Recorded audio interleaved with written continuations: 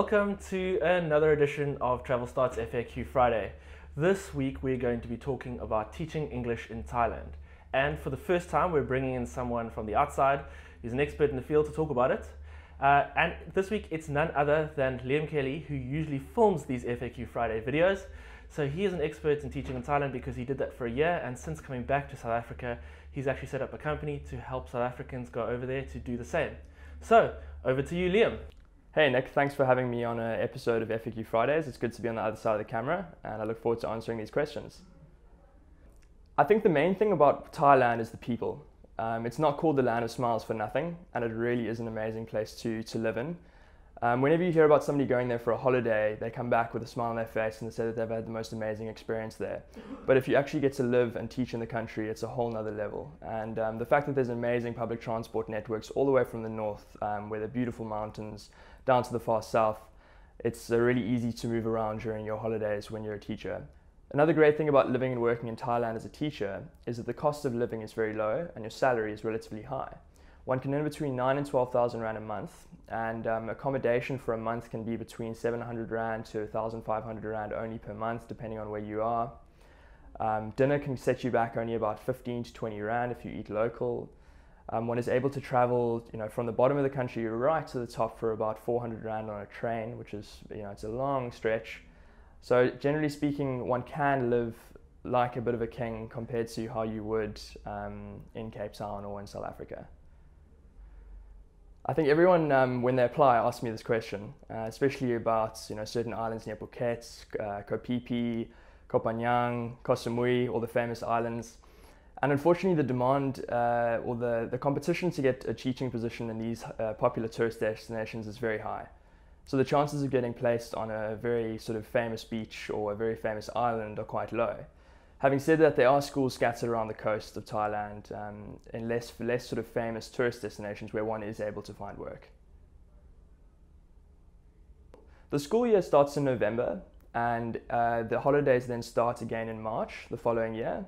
The holidays are March and April, and then the new school term starts again in May and then goes until October. So generally speaking, you can either get a full 1-year contract and then you get 3 months of holiday within that period, or you get a contract between 4 and 6 months, which allows you to teach for one of the full terms.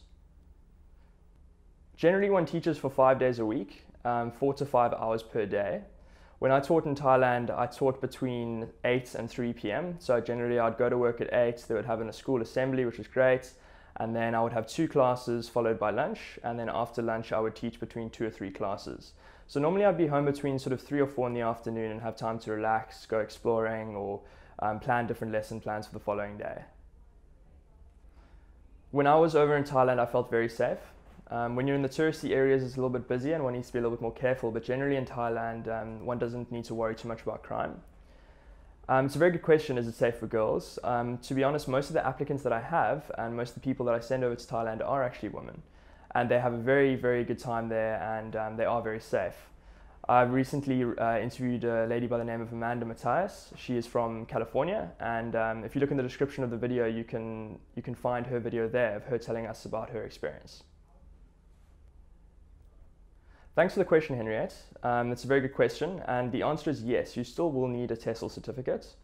A teaching degree and experience as being a teacher in South Africa is definitely a good thing, and it will put you in good stead for the experience and help you adapt to teaching in Thailand. But having said that, teaching English as a foreign language in Thailand is very different to teaching in South Africa.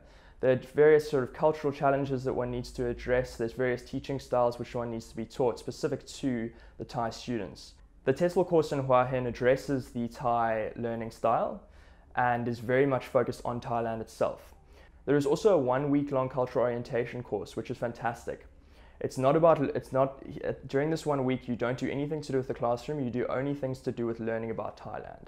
So you learn about Thai politics, Thai history, you do Thai cooking lessons, you go to a Muay Thai gym and you train, you learn about the Buddhist temples and Buddhism, you go and visit them as well.